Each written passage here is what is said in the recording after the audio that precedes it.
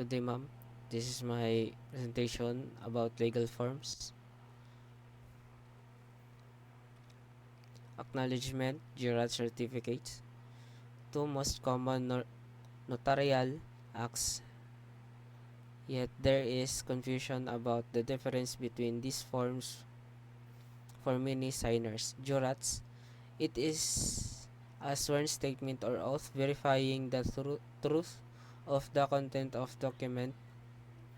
It is used when the signer is swearing to the content of document, commonly used in affidavit for testimony or document requiring verification. 1. Confirming the signer identity. 2. Verifies the signer's testimony statement. 3. Confirm the document authenticity. Acknowledgements.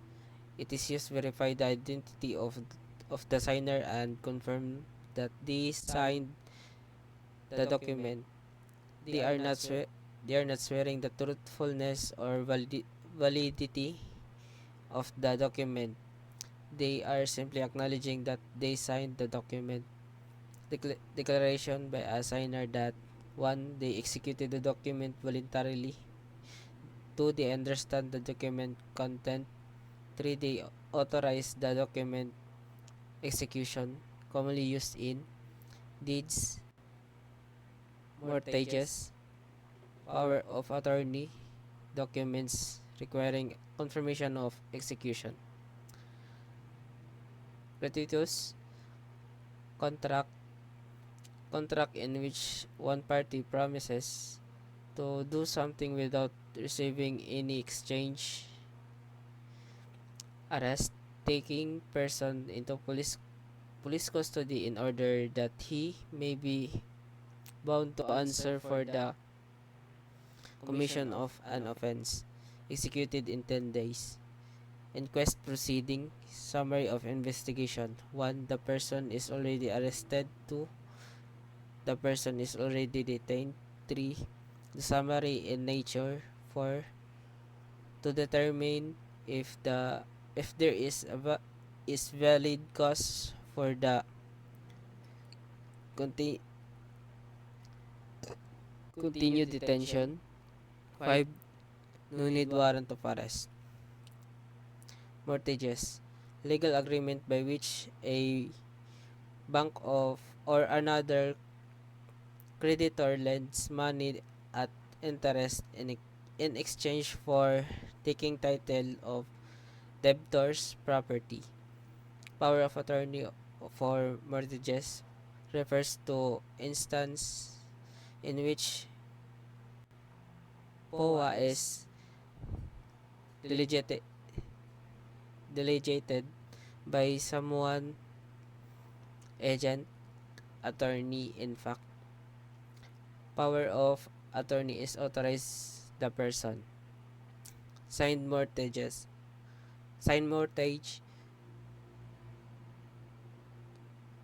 documents, negotiate with lenders, make payment, manage loan accounts. 4 types of POA. General POA grants broad authority over overall financial matters. Special POA limits authority to specific mortgage related tasks. Durable POA remains effective even if you become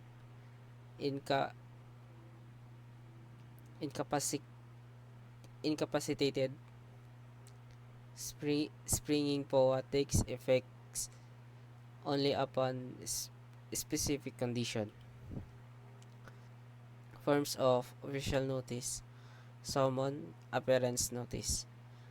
There are official notice telling a person that she has to appear in court at a specific time and place to answer to a criminal charge.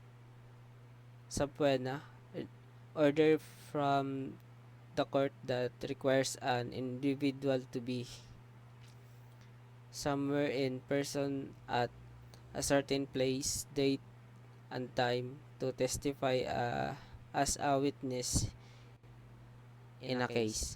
Subpoena ad testificandum order a person to testify before the ordering authority of or face punishment. Subpoena dosisticum order a person to bring physical evidence before the ordering authority or face punishment. Additional variation of subpoena. Disposition subpoena requires testimony of a disposition out of court questioning. Trial subpoena, testimony at trial. Records subpoena, special request, production of documents or records. Administrative subpoena, issued by government agency for investigation or enforcement action. Bench warrant will give to a person who is reluctant to go to court by summon, appearance notice. Grammar, the study of classes of words. It is structure of our writing, their inflections and their functions and relations in the sentence without correct grammar usage. Our ideas and thoughts cannot be communicated effectively or efficiently. Structural foundation or our ability to express ourselves. Composition. It is the way a writer assembles words and sentences to create coherent and meaningful work. Types of composition writing. Description. Descriptive writing, statement or account that describe something or someone, listing characteristic features and significant detail to provide a reader with portrayal in words. Narration is a personal account, a story that a writer tells his or her reader. It can be accounted of a series of facts or events given in order to establish connection between the steps. The chronology could be in strict order or you could include flashbacks. Exposition, act of expounding or explaining a person, place, thing, or event. The purpose of author is not just to describe something but to give it a reality and an interpretation and ideas on what the thing means. Argumentation, it is basically an exercise in comparing and contrasting. Sentences. Word cause or phrase or a group of classes or phrase forming a syntactic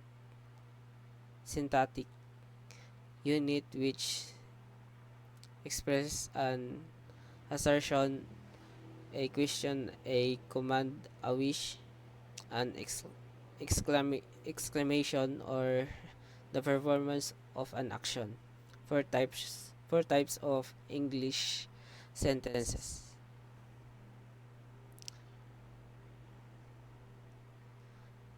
Declarative sentence statement. They tell us something, they give us information and normally end with full stop period. Most common type of sentence. Interrogative sentence. They ask us something, they want information, and they always end with question mark. Imperative sentence, command. They tell us something and they end with full stop, period, or exclamation mark. Exclamative sentence. Express strong emotion, surprise, and exclamation, and they always end with an exclamation mark.